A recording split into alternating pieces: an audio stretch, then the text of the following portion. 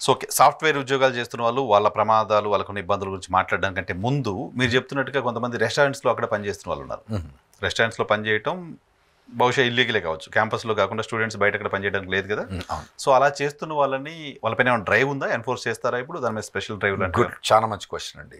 అంటే మీరు చెప్పేది స్టూడెంట్ వీసా మీద పోయి ఇల్లీగల్గా రెస్టారెంట్లో పనిచేసేది. ఇది క్యాంపస్ రెస్టారెంట్లో కాదు, బయట. వాళ్ళు మాత్రం అందరు ఇల్లీగల్గా పనిచేయరు. వాళ్ళకి పర్మిషన్ లేదు రెస్టారెంట్లో పనిచేయడానికి. అటువంటి వాళ్ళందరూ ఇల్లీగల్. ఇప్పుడు ప్రస్తుతం క్లియర్గా ఇమిగ్రేషన్ అండ్ కస్టమ్ ఎన్ఫోర్స్మెంట్ ఏదైతే జార్ అంటాం మేము, అతని కింగ్ అని అంటాం, కానీ అతను ఏమన్నాడంటే అతని టార్గెట్ వాళ్ళు కాదు అని చెప్పిండు అతను. యాజ్ ఆఫ్ నౌ ముందు ఉంటుంది, ఇప్పుడు మాకు ప్రొవిజన్స్ లేవు.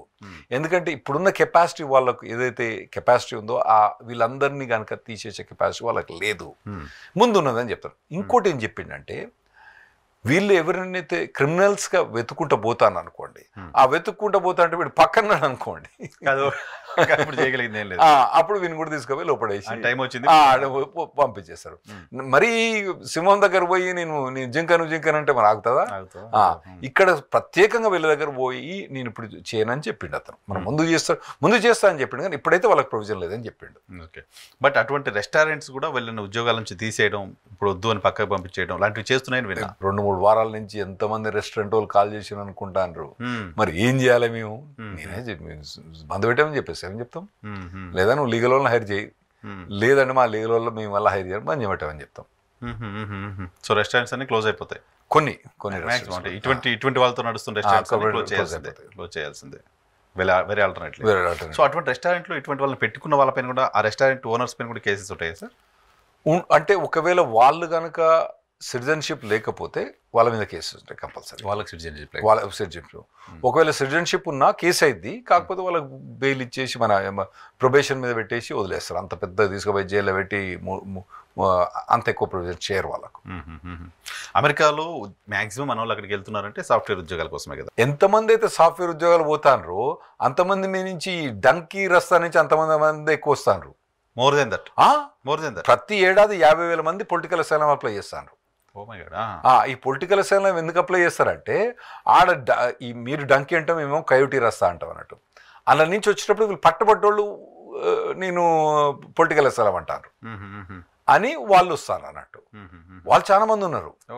అందుకోసం మీరు ఇప్పుడు మరి ఫ్లైట్లో వచ్చిన వాళ్ళు ఎవరైనా తెలుగు వాళ్ళు ఉన్నారా? అక్కడ లేరు, ఒకడు కూడా లేడు.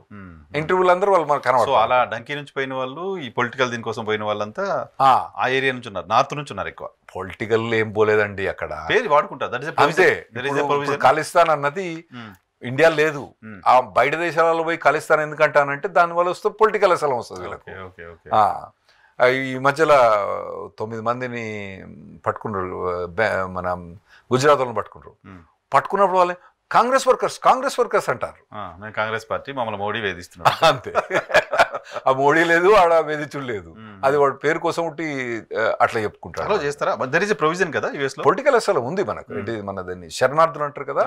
మనం సెకండ్ వరల్డ్ వార్ అప్పుడు ఎప్పుడైతే జ్యూస్ బయటికి పోయినరో వాళ్ళకి పాస్పోర్ట్ లేదు, వాళ్ళకి వీసా లేకుండా వాళ్ళు అప్పుడు నాజీస్ చేసేతోటి ఎట్లా బయటికి పోతే వాళ్ళని మళ్ళీ వెనక తీసుకువచ్చి జర్మన్లో వదిలిపెట్టిన వాళ్ళు.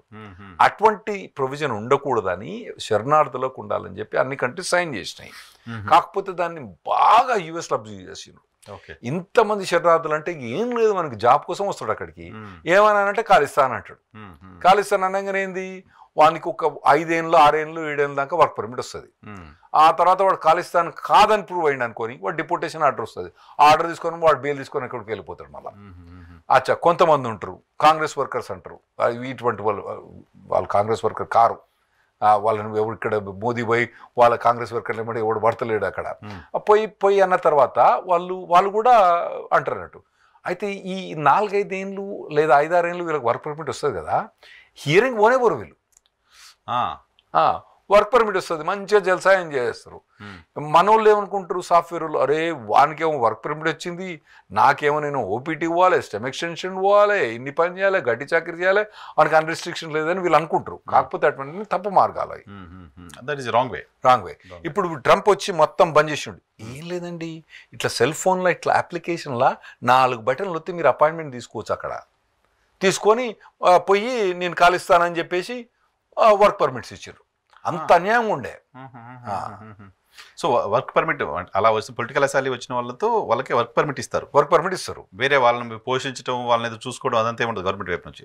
వాళ్ళకి చాలా ఎగ్జామ్షన్స్ ఉన్నాయి ఆ పోషించడంలో కూడా. ఏముంటాయి అవి? వాళ్ళకు మెడికల్ ఫెసిలిటీస్ కానీ,